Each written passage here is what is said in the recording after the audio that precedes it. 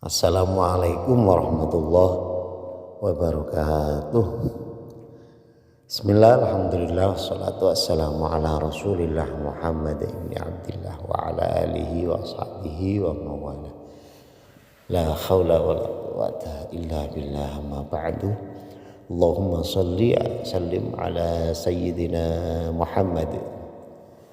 Sobat santri ngaji bin Aji rahimakumullah, Rasulullah pernah menangis.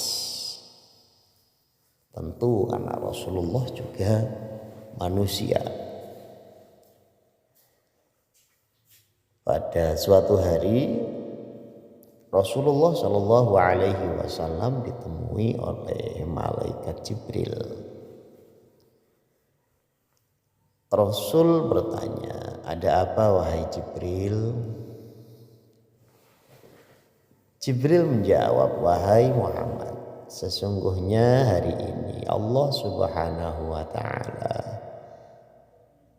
sedang mengorbankan nyala api neraka dan seluruh malaikat amat ketakutan. Mereka, para malaikat, tidak tahu harus bagaimana. Untung aku ingat bahwa engkau adalah sumber cinta dan sayang Allah Subhanahu wa Ta'ala sebagai kepala alam semesta. Dengan alasan itu aku kesini ya Rasul, bertabarruk dengan cinta Allah kepada dirimu," kata malaikat Jibril. Rasulullah Shallallahu Alaihi Wasallam terdiam beberapa saat, kemudian bertanya lagi, "Wahai Jibril, ceritakan padaku bagaimanakah neraka itu sesungguhnya."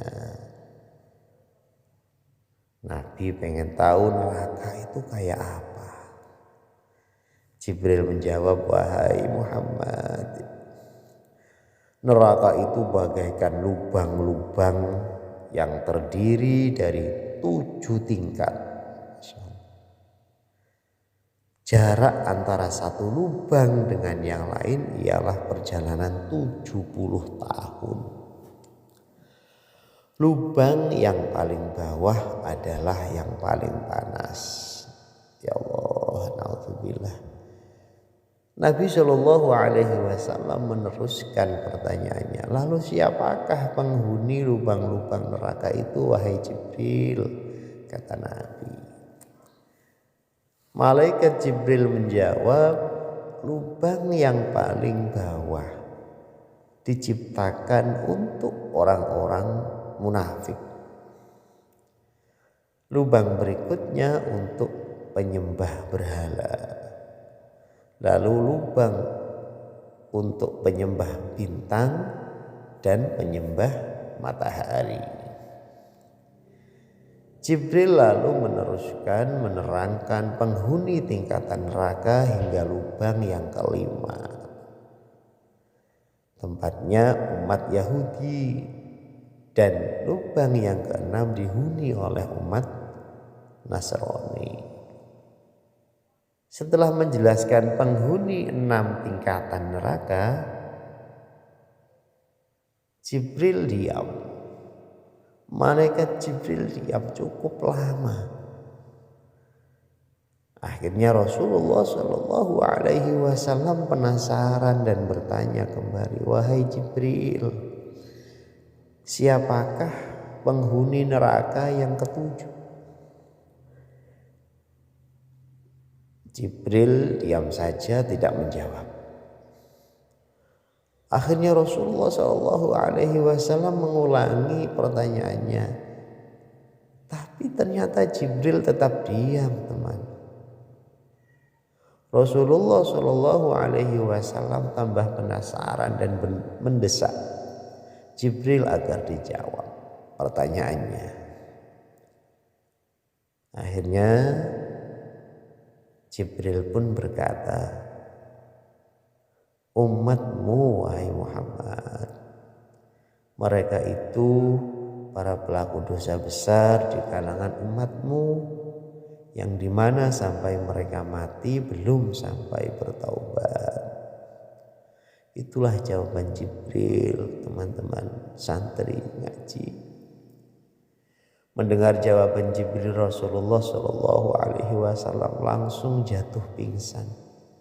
Masya Allah, begitu cintanya Rasul kepada umatnya. Kemudian Jibril merangkulnya dan meletakkan tubuh baginda di atas pangkuannya. Tak berapa lama Rasulullah Shallallahu Alaihi Wasallam sadar dan langsung menangis bersimbah air mata.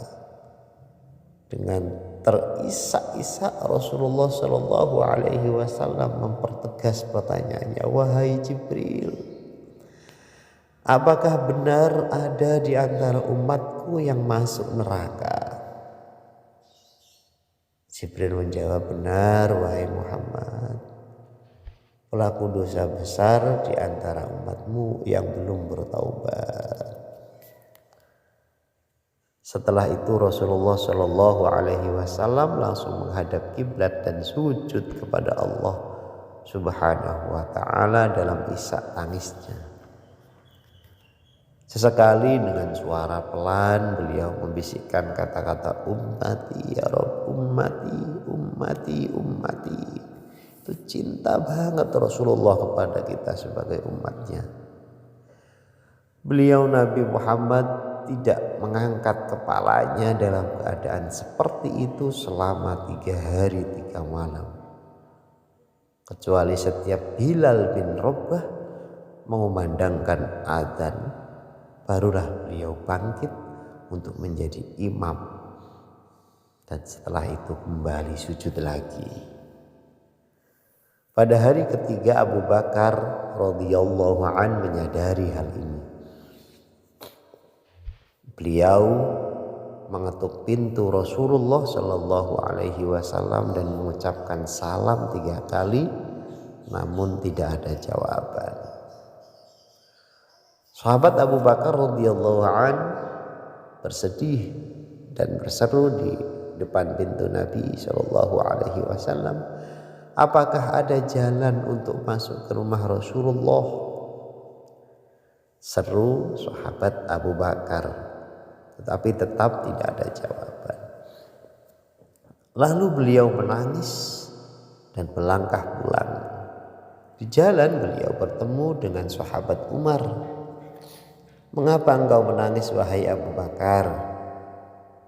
Abu Bakar kemudian menceritakan keadaan Rasulullah. Maka Umar pun melangkah menuju rumah Rasulullah. Dan terjadilah hal yang sama. Umar pun pulang dan menangis. Di jalan beliau bertemu Salman Al-Farisi radhiyallahu an. Dengan terisak-isak Umar bercerita kepada Salman hingga membuat dia amat sedih. Namun beliau Salman tidak berani mengulangi hal yang sama. Salman melangkah menuju rumah Fatimah radhiyallahu anha dan menceritakan hal itu. Setengah berlari Fatimah menuju rumah ayahnya Shallallahu Alaihi Wasallam dan mengetuk pintu sambil mengucapkan salam. Mendengar suara lembut putri tercinta, sejuklah dada Nabi Shallallahu Alaihi Wasallam. Rasulullah bangkit dari sujud dan membuka pintu. Alangkah terkejutnya teman-teman santri semuanya.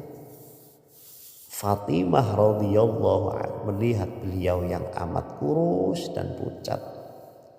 Fatimah memeluk beliau lalu menangis, wahai ayahanda, apa yang terjadi? Mengapa engkau amat sedih seperti ini? Kata Fatimah. Rasulullah Shallallahu Alaihi Wasallam kembali menangis dan berkata dengan suara lirih, wahai Fatimah, belahan jiwaku, bagaimana mungkin aku tidak sedih sedangkan Jibril mengatakan akan ada kelak di antara umatku yang akan masuk neraka. Wahai sobat santri ngaji ben ngaji cinta Nabi Muhammad Shallallahu Alaihi Wasallam begitu besar kepada kita. Lalu bagaimana dengan cinta kita kepada Rasulullah? Sebesar itukah cinta kita kepada Rasulullah? Mudah-mudahan kita bisa membalas cinta Rasulullah, membalas kebesaran cinta Rasulullah dengan cinta yang amat besar. Allahumma sholli ala Sayyidina Muhammad wa ala ali Sayyidina Muhammad. Mudah-mudahan kita tidak termasuk dari umat beliau yang berbuat dosa besar dan tidak sempat bertaubat sehingga kita terbebas dari api neraka. Amin ya rabbal alamin. Wallahul muwaffiq ila aqwamit thoriq. Wassalamualaikum warahmatullahi wabarakatuh.